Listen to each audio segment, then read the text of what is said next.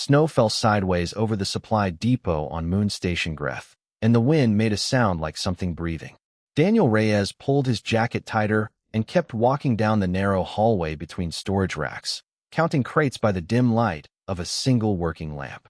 He had lived alone on this frozen rock for almost 2 years, fixing broken machines for traders who rarely said thank you.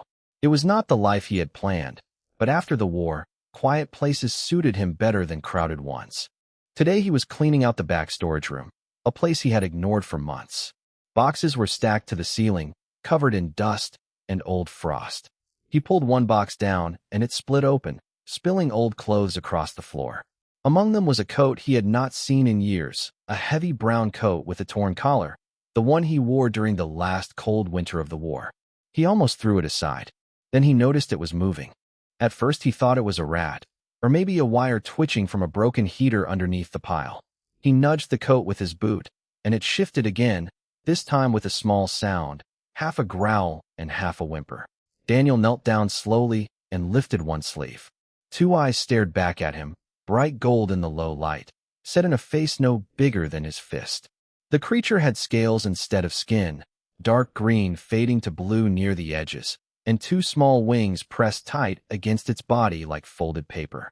It looked exhausted. It looked afraid. Daniel did not move for a long moment. He had heard stories about creatures like this, whispered in bars near the trade routes, but he had never believed the stories were real. The Draconi were supposed to be a myth, a bedtime tale used to explain strange lights in deep space. No outsider had ever seen one up close, let alone held one in an old coat in a storage room on a forgotten moon. The tiny dragon shivered again, and this time Daniel saw the wound along her side, a burn mark still raw at the edges. Someone had hurt her, and recently. He should have called the station authorities right away. That was the proper thing to do. Instead, he found himself reaching out one hand, palm open, the way he used to calm frightened animals back on his home planet.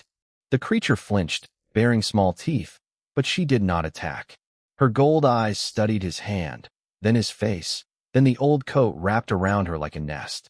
Slowly, carefully, she leaned forward and pressed her small head against his fingers. A warmth passed through her scales, faint but real, like the last heat of a dying fire. "Easy," Daniel said quietly. "I'm not going to hurt you." He did not know if she understood him. Most likely she did not. But her body relaxed slightly, and her breathing slowed. He noticed then how young she seemed, barely bigger than a kitten, wings still soft and not yet strong enough to fly. Someone, or something, had left her here to die, or she had crawled into the coat herself, searching for warmth in the freezing dark of the storage room. Daniel gently gathered the coat around her, careful not to touch the wound, and lifted the small bundle into his arms. She weighed almost nothing. As he stood, she opened her eyes again and looked directly at him, gold meeting brown, and in a small cracked voice, barely more than breath, she spoke a single word in broken galactic common. "Home." Daniel froze. It was not a growl or a whimper this time. It was a word, spoken clearly, as if she had been saving her strength just to say it. He looked down at her, unsure what to feel. Surprise, certainly, but also something else, something he had not felt in a long time. A strange pull in his chest that told him this small creature had chosen him, whether he wanted the responsibility or not. He carried her out of the storage room and into his small living quarters at the edge of the depot. He laid her down on a folded blanket near the heater and examined the burn along her side more closely. It looked like an energy weapon had grazed her, not aimed to kill, but to catch her alive. That thought bothered him more than he expected. Someone had been hunting her. He cleaned the wound as best he could with what he had, an old medical kit meant for human injuries, hoping it would not do more harm than good. She whimpered once, then went still, watching him work with tired, trusting eyes. When he finished, he sat back and looked at her, this creature that should not exist, wrapped in the coat that had somehow kept her alive. "I don't know what you are," Daniel said softly, "or where you came from, but you're safe here. For now." Outside, the wind howled against the metal walls of the depot, and the snow kept falling, sideways and endless. Daniel did not know it yet, but somewhere far above the frozen moon, in the dark between the stars, others were already searching for the small dragon curled beside his heater. and they would not give her up without a fight. He looked at the tiny creature one more time before turning off the light. Her eyes were closed now, her breathing steady. For the first time in a long while, the depot did not feel quite so empty. 3 days passed before the small dragon could stand on her own legs without shaking. Daniel spent most of that time watching her from across the room, pretending to work on old parts while really just waiting to see if she would eat the food he left near her blanket. On the first day, she refused everything. On the second day, she sniffed at a piece of dried meat and turned away.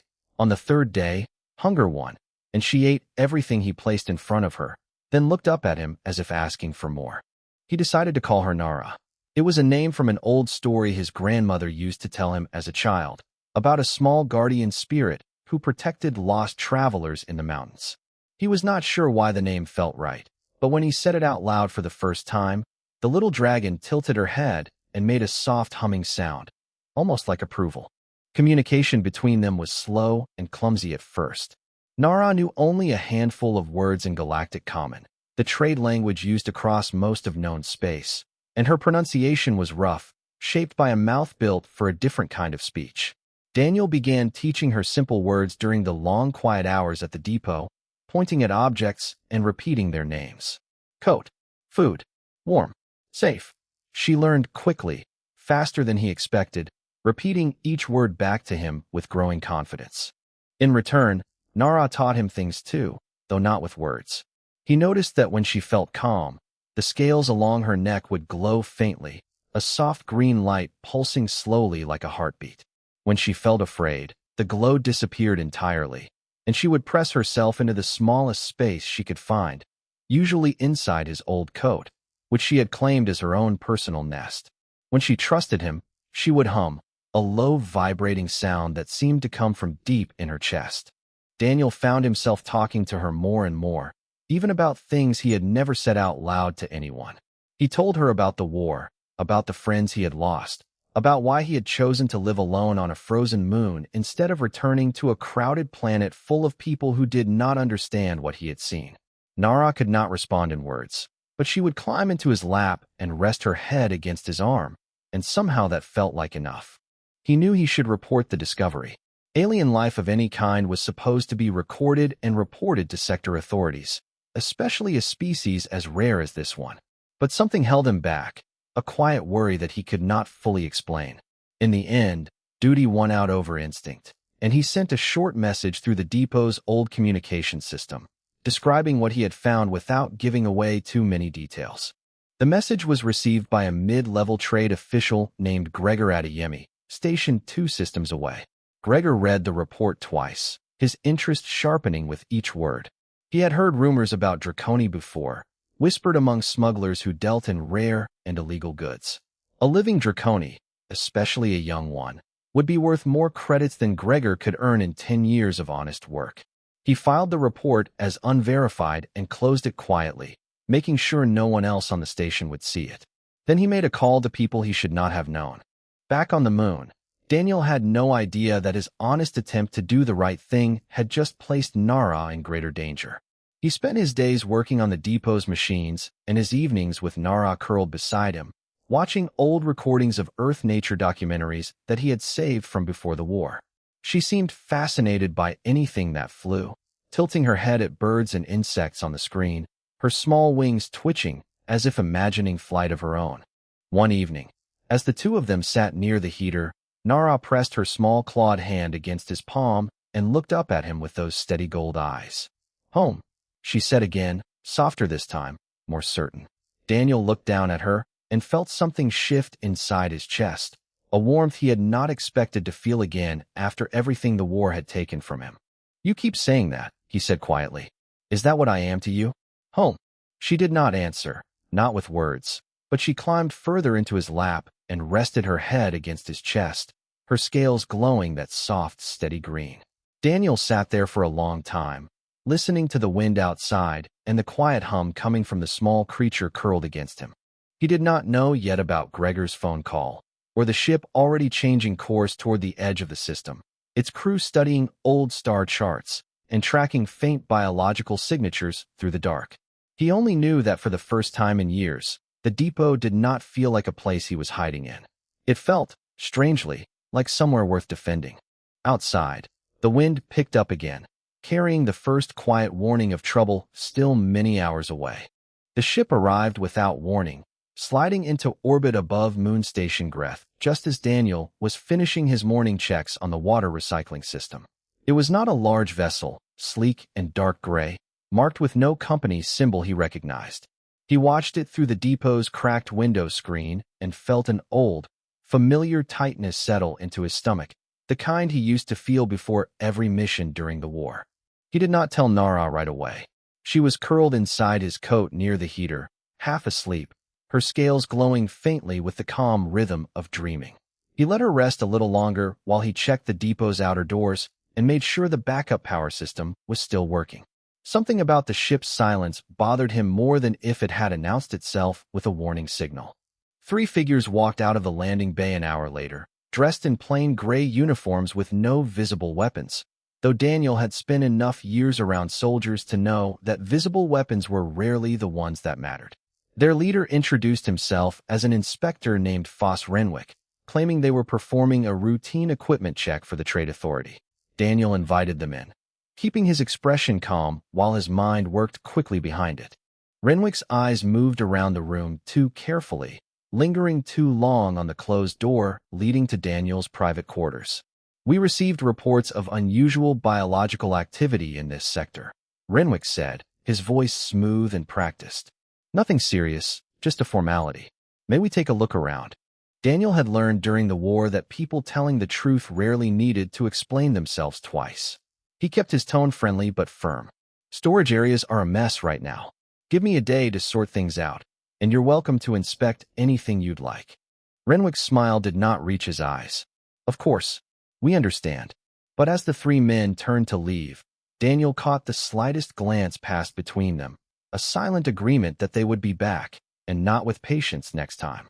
He waited until their ship's engines powered down into standby mode, still parked in orbit rather than leaving the system, before he moved. He gathered Nara from her nest in his coat, ignoring her sleepy protest, and carried her to the maintenance tunnels beneath the depot, a maze of narrow passages he had memorized out of boredom over the past 2 years.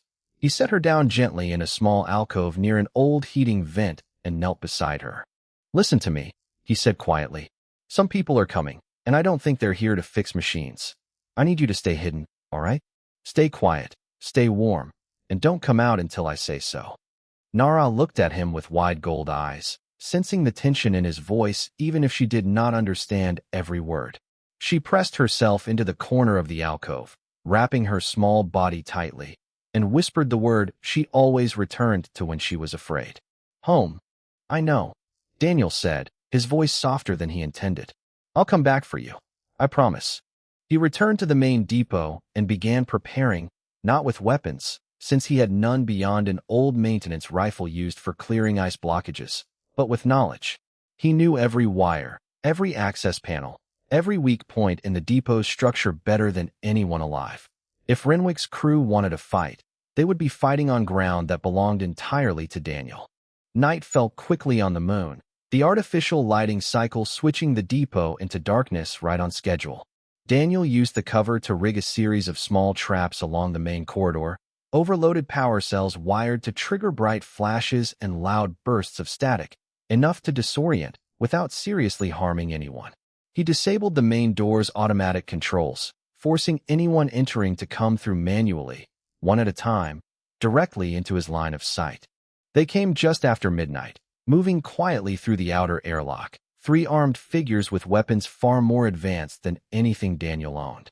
He watched them from the shadows of the control room, heart steady despite the fear pulsing beneath his calm exterior. When the first trap triggered, a burst of white light and sound tore through the corridor, and the lead soldier stumbled backward, disoriented and cursing. Daniel moved fast, using the confusion to disable the second soldier with a well-placed strike before he could recover his balance. The third soldier fired blindly into the smoke, missing Daniel by inches as he rolled behind a supply crate.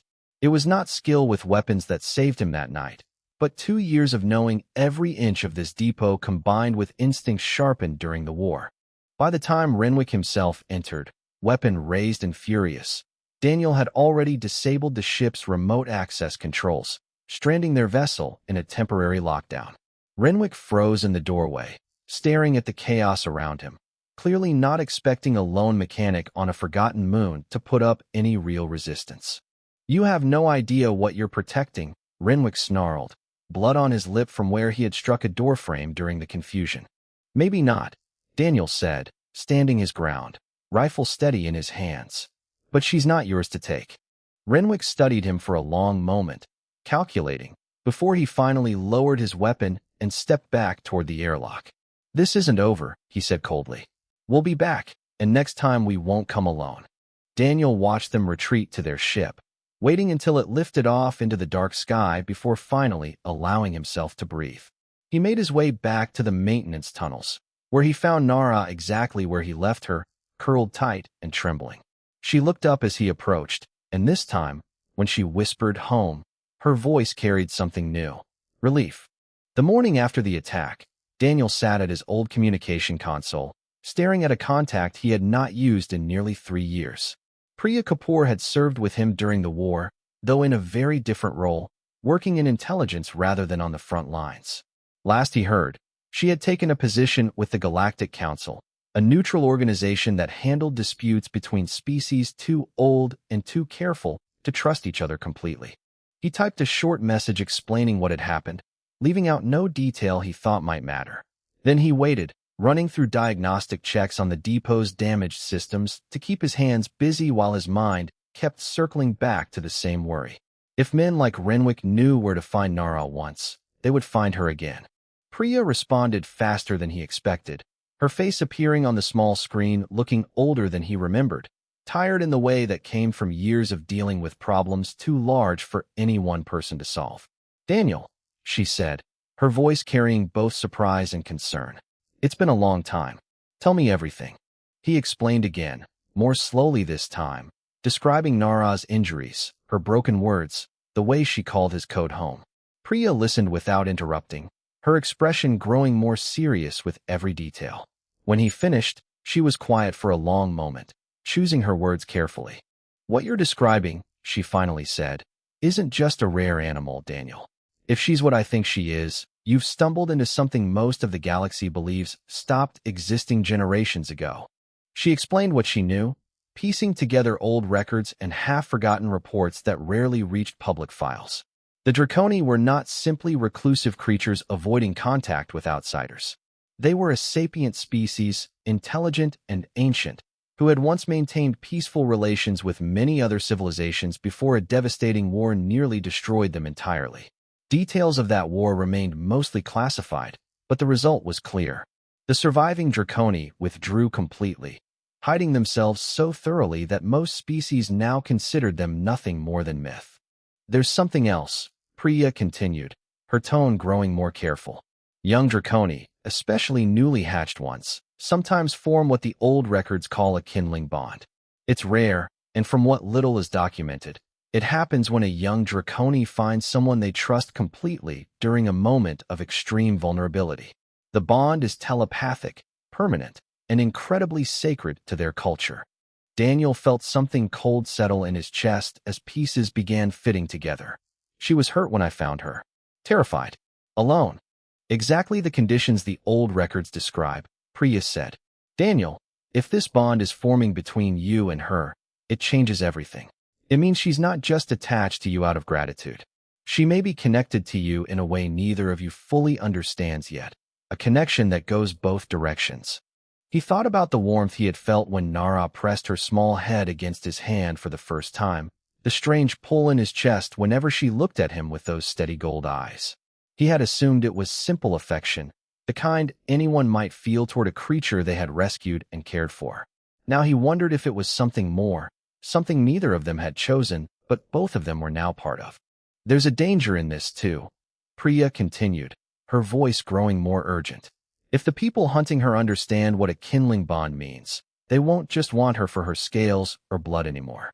They'll realize that through her, and through you, they might be able to trace a path back to a hidden Draconi enclave, an entire community that has spent generations staying hidden for very good reasons."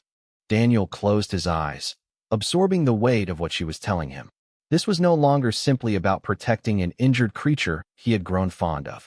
If Priya was right, protecting Nara meant protecting an entire species from being discovered and exploited by people who saw them only as valuable resources rather than living beings.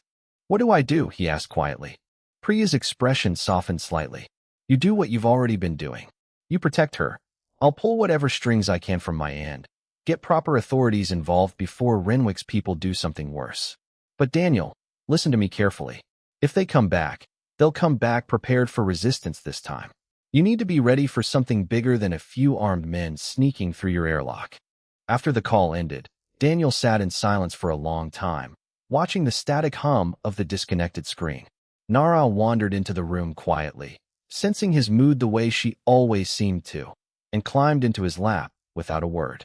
He wrapped one arm around her small frame and looked down at her, seeing her differently now, understanding for the first time just how much responsibility had settled onto his shoulders the moment he lifted that old coat and found her curled inside. "You're not just a lost little dragon, are you?" he said softly.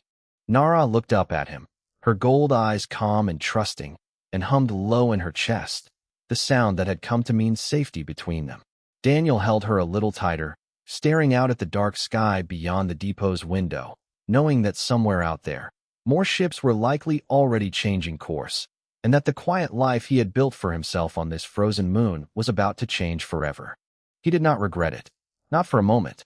Word travels strangely fast in places most people consider forgotten. Within 2 days of Priya's warning, Daniel began receiving messages from people he barely knew, old contacts from the war, and settlers scattered across nearby systems who had heard fragments of what happened at Moon Station Greth. A mechanic protecting a rescued alien child from armed smugglers was the kind of story that spread quickly among people who had spent years fighting for things larger than themselves. He had not asked anyone for help. He had not expected any either. But by the 3rd day, small ships began arriving in orbit above the moon, old cargo haulers and outdated fighters flown by veterans and settlers who remembered what it felt like to stand against odds that should have crushed them. None of them had much. Most flew ships older than Daniel himself, patched together with mismatched parts and stubborn determination. But they came anyway. A woman named Farida Osei was the first to land, stepping out of a battered transport ship with a toolbox in one hand and an old plasma cutter in the other. "Heard you found yourself a dragon," she said, grinning despite the seriousness of the situation. "Figured you could use a few extra hands before trouble finds you again." Daniel had not expected an army. He had expected, at best, sympathy from a distance. Instead, over the following 2 days, nearly a dozen ships gathered above the depot, their pilots and crews working alongside him to reinforce the station's defenses, repair damaged systems, and prepare for whatever Renwick planned to bring back with him. Nara watched all of this with wide, curious eyes, no longer hiding in the maintenance tunnels, but staying close to Daniel as strangers moved through the depot, strengthening walls and rigging makeshift defenses from spare parts and old mining equipment. She seemed to sense the shift in atmosphere, the nervous energy mixed with quiet determination, and though she remained cautious around the newcomers, she no longer trembled at every unfamiliar voice. The syndicate ship returned on the 6th day, larger this time, a heavily armed vessel far beyond anything the scattered defenders could match in raw firepower. It settled into high orbit above the moon, and Renwick's voice crackled through the depot's communication system, cold and confident. "You had your chance to hand her over quietly," he said. "Now we do this the hard way." Daniel stood in the depot's control room, surrounded by the strange collection of allies who had gathered around him, and felt something steady settle into his chest. Fear, yes, but also resolve. "We're not handing her over," he said simply. "Not now, not ever." What followed was not a battle of matched strength, but a battle of mismatched creativity against rigid expectation. The syndicate crew, trained for straightforward assaults against poorly defended targets, found themselves facing traps built from decades of practical experience, tunnels rigged with old mining charges, decoy signals sent to confuse their tracking systems, and defenders who refused to follow any predictable pattern of resistance. Farida used her plasma cutter to disable one of the Syndicate's landing shuttles before it even touched the surface. Two other veterans, an older man named Tobias Mensa and his daughter Ayana, coordinated a series of small distractions using outdated but still functional fighter craft, drawing enemy attention away from the depot's main entrance while Daniel and the others fortified their position from within. In the middle of the chaos, as one group of Syndicate soldiers breached an outer corridor, Daniel found himself cornered, his rifle empty, a soldier's weapon raised directly at him. He braced for the worst, thinking of Nara hidden safely in the tunnels below, hoping she would remain undiscovered even if he did not survive what came next. Then the air around him seemed to shift, warm and electric, and a burst of blue and gold fire erupted between him and the soldier, forcing the man backward with a startled cry. Daniel turned to see Nara standing at the corridor entrance, her small body trembling with the effort, wings spread wide, scales glowing brighter than he had ever seen them.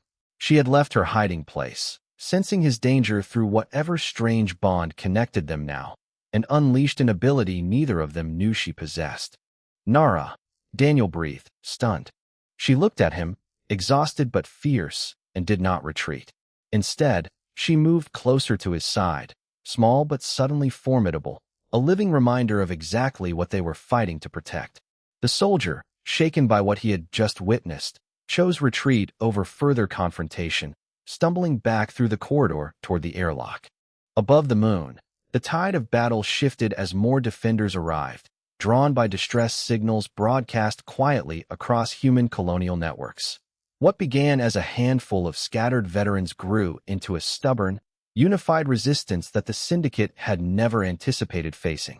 Renwick's warship, damaged and outmaneuvered by sheer persistence and creativity, finally broke away and retreated into the dark beyond the system, unwilling to risk further losses against defenders who refused every expectation of how the fight should have gone. As the last enemy ship disappeared from sensor range, cheers rose through the depot's communication channels, exhausted but triumphant. Daniel knelt beside Nara, gently checking her over for injuries, finding her tired but unharmed. She leaned into him, her glow fading slowly back to its usual gentle rhythm, and whispered the word that had come to mean so much between them. "Home," she said softly, and this time, standing among allies who had come from nowhere to fight for something larger than themselves, Daniel finally understood exactly what that word meant. 3 weeks after the battle above Moon Station Greth, a sleek diplomatic vessel entered orbit, far different from the gray warship that had threatened them before. Daniel watched it descend from the depot's window, tension rising briefly out of habit before Priya's voice crackled reassuringly through the communication system, confirming that this ship carried representatives from the Galactic Council, not more trouble from the Syndicate. Priya herself stepped off the ship first, looking more rested than she had during their last call, followed by 2 council representatives Daniel did not recognize. Behind them walked a third figure, tall and dignified, wrapped in a flowing cloak that shimmered faintly with the same blue and gold pattern Daniel had seen once before, during the battle, when Nara's scales had blazed bright enough to save his life. The figure was Draconi, unmistakably so, though far older and larger than Nara, with wisdom carried plainly in the way she moved. She introduced herself simply as an elder named Solène, speaking careful, measured galactic common as she studied Daniel with quiet curiosity. "We felt her wake," Solène said, her voice calm but carrying unmistakable weight. "The bond she formed reached further than any Kindling bond has in generations. It called to us across the dark, and we followed it here." Nara emerged from behind Daniel's legs, having grown noticeably braver over the past weeks, though she still pressed close to him out of habit. When she saw Solène, something shifted in her expression, recognition mixed with cautious wonder, as though some deep instinct recognized a connection to her own kind that words could not fully explain. Solène knelt slowly before the small dragon, studying her with gentle, careful eyes. "You have grown strong, little one," she said softly. "Stronger than we expected, considering how you were found." The council representatives explained what followed with careful diplomatic language, though the meaning was clear enough. News of the battle, and of humanity's willingness to defend a species most considered mythical without any expectation of reward, had spread quickly through channels far beyond the isolated frontier of Moon Station Greth. Other species, long skeptical of humanity's impulsive reputation, found themselves reconsidering old assumptions. If humans would risk everything to protect a creature they barely understood, simply because protecting her seemed right, perhaps there was more depth to this young species than previously believed. For the Draconi themselves, long hidden and cautious after generations of isolation following their near destruction, the events at Greth represented something they had not experienced in a very long time. Trust, freely given, without the manipulation and exploitation that had driven them into hiding in the first place. "We have watched from a distance for a long time," Solène explained. "Cautious of contact, fearful of repeating old mistakes. But what happened here cannot be ignored. A young Kindling bonded with a human, and that human chose to protect her even at great risk to himself, gathering others who did the same without hesitation." She turned to Daniel then, her expression softening. "The bond between you and Nara is permanent, whether either of you fully understands its nature yet. It cannot be undone, nor would we wish to undo something formed with such genuine care." Daniel glanced down at Nara, who looked back up at him with quiet hope in her golden eyes. He had wondered, in the quiet moments after the battle, whether the Draconi might insist on taking her home, back to whatever hidden enclave they maintained somewhere in the vast dark of unexplored space. The thought had settled uncomfortably in his chest, though he told himself he would accept whatever was best for her, even if it meant letting her go. "She has a choice," Solène continued, addressing Nara directly now, speaking gently in a mixture of galactic common and softer tones that seemed closer to her native language. "She may return with us, to learn among her own kind, to grow among those who understand fully what she is. Or she may remain here, with the one she has already chosen as her bonded home." Nara did not hesitate. She climbed into Daniel's arms, wrapping herself against his chest the way she had done that very first night in the storage room, and looked directly at Solène with quiet, unwavering certainty. "Home," she said clearly, no longer broken or uncertain, but strong and sure. Solène studied the two of them for a long moment, then nodded slowly, a small smile touching her ancient features. "Then it is decided. We will not force what has already been chosen freely." What followed was not a farewell, but the beginning of something new. Solène proposed a cautious alliance between the hidden Draconi enclave and the human settlements along the frontier, built not on treaties and formal agreements alone, but on the simple truth demonstrated at Greth, that trust given freely could be repaid many times over. The council representatives began drafting careful terms, promising protection and cooperation between two species who had never expected to find common ground. Weeks later, as life slowly returned to a quieter rhythm at the depot, Daniel found himself standing once again near the old storage room where everything had begun. Nara, larger now and stronger, her wings finally capable of short, careful flights around the depot's main hall, curled beside him as he folded his old coat and set it gently over a chair. "You don't need to hide in there anymore," he said, smiling slightly. She looked up at him, scales glowing warm and steady, and climbed into his lap instead, resting her head against his chest the way she always did when the day grew quiet. "Home," she whispered one final time, and this time, the word did not carry fear or desperation, only certainty. Outside, the frontier stretched wide and endless under the stars, and somewhere far beyond it, an ancient hidden species watched with cautious hope as a new alliance began to take shape, built upon nothing more than one man's simple choice to protect something small, fragile, and utterly worth saving.